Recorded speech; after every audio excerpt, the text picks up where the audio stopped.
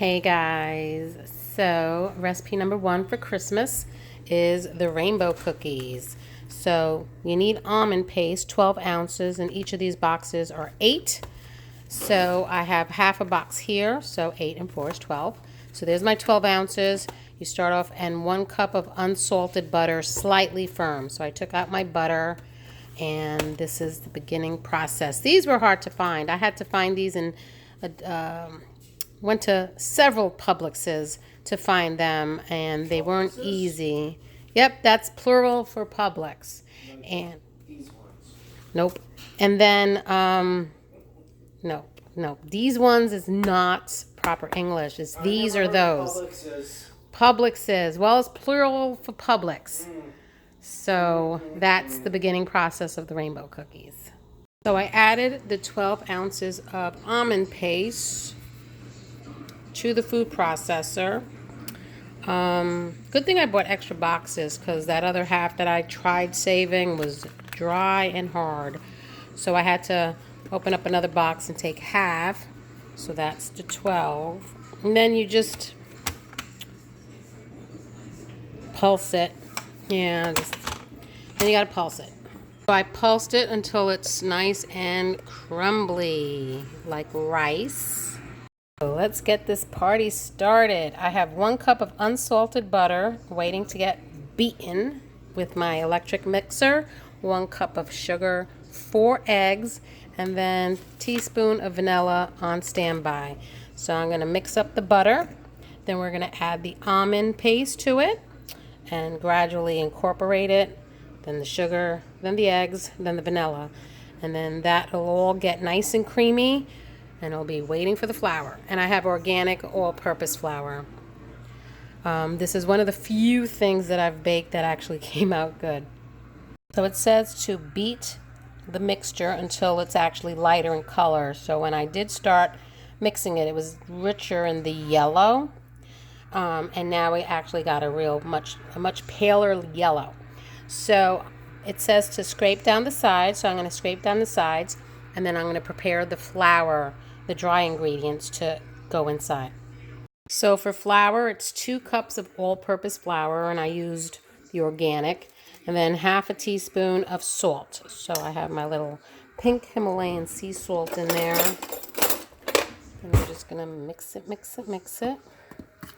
And then I'm going to slowly mix it into the wet ingredients with the spatula. What do you call those things? I don't remember. Not a spatula.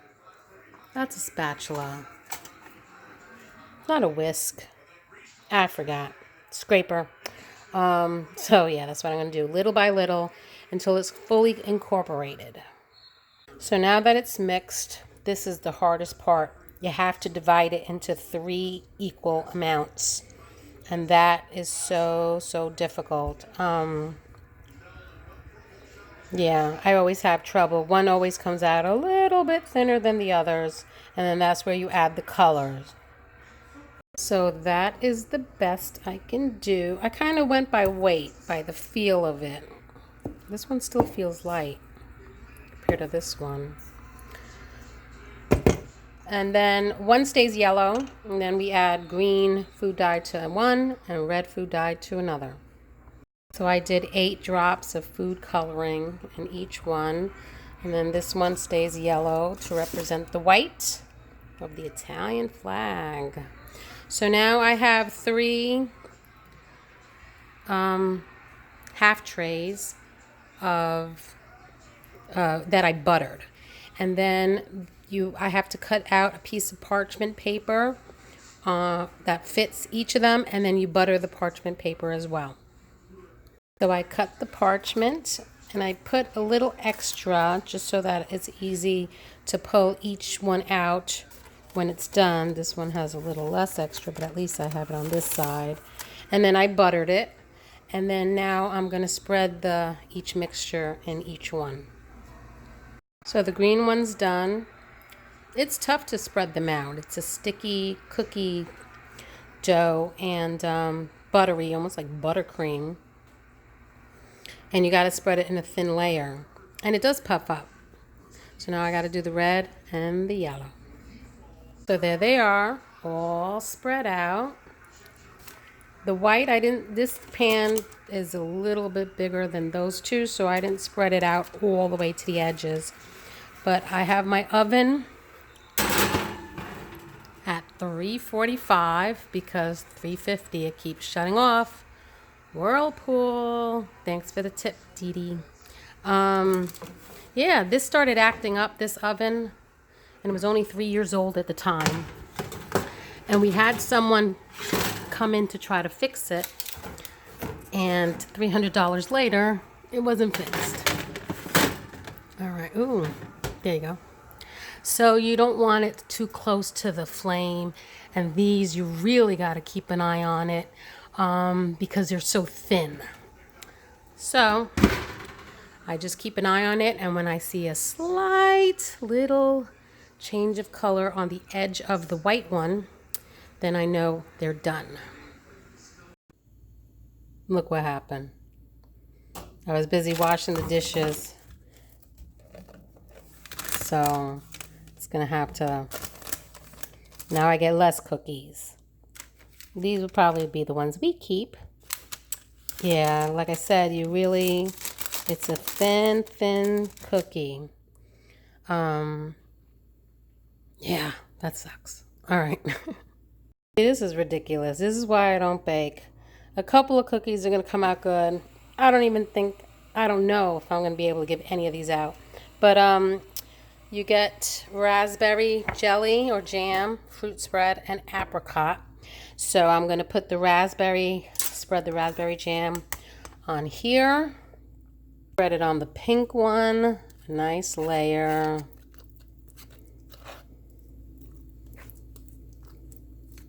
Acts as the glue in between each of the layers.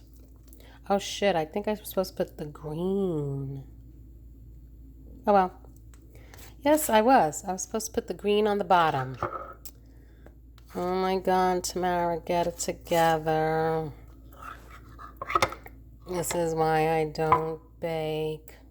But they are still tasty, no matter how much I mess it up.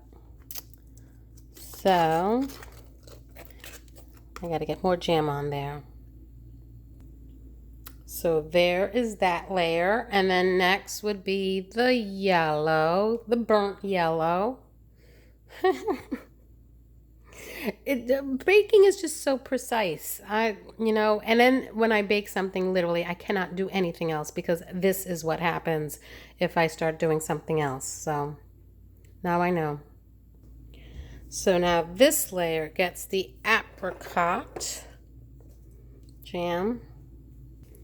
So that's the apricot layer. And then now I got to put the green layer. I guess I could flip it so that the green's on the bottom, but it doesn't really matter at this point because it's not the best cookies that I've made. My first batch, the first time I made them, actually came out really good. But I really have to pay complete attention to the cookies. So, yeah, I'm not a good multitasker because then something just gets ruined. The green one came out the best. So now you're supposed to put parchment and then something heavy on it to press it down and let it sit there for a while. Some people say overnight. I don't do that, so I will press it down and just let it sit there for a couple hours, and then I'll do the chocolate topping later on tonight. So I trimmed the edges. They're starting to look a little bit better. There's our edge mess that we pick at, especially Matthew, who doesn't like chocolate. So he loves the scraps. And then now I'm going to put a tray on this. And then, this is really buttery, but I'm going to put one of my cast irons. Let me get my little cast iron. There we go. And put it right on top so it presses all the layers together. And I'm going to leave that there for the rest of the day. So in the microwave, I have some Ghirardelli semi-sweet chocolate chips nuking up to melt. And I'm just going to brush the top of the cookies with chocolate. Although I think some of them we're going to keep without chocolate. So let me cut those up. So this side I'm going to put chocolate on. This side I'm going to keep without chocolate. And then this is the one that stays here with us. So those are non-chocolate. And then so far I microwaved this for like 2 minutes. Let me just stir it up. Okay. All right. Okay. And this.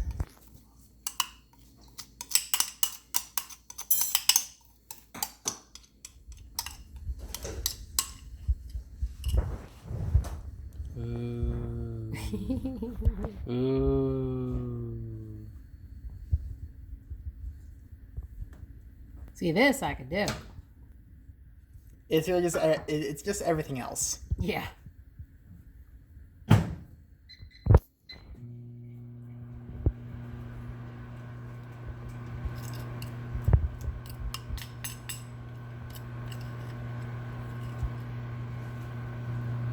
Ooh.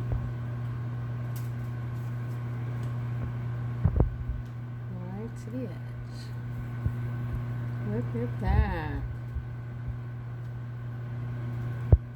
There you go. And now we just let it cool before we cut it into pieces. That's yours. This is mine. All right. So the chocolate is hard. So I cut it into like 1-inch strips.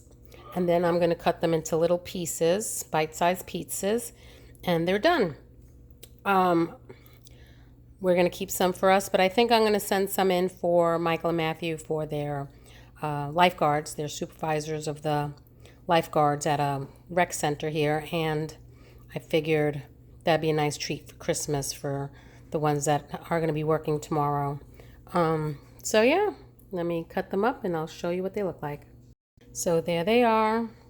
They're not pretty. I do have one eye. These kind of didn't make it. They didn't make the cut. But yeah, I don't even know how you can make these pretty because as soon as the chocolate hardens and you try to cut it, the chocolate splits. I don't know how they make these nice and neat. But anyway, those are my Italian rainbow cookies that I like to make at the holiday times. You don't see them down here in Tennessee, so they're not a nice, treat from home because we usually, I used to see these all the time at Christmas time where we lived in Long Island. But anyway, I hope you enjoy this recipe and you'll see the next one.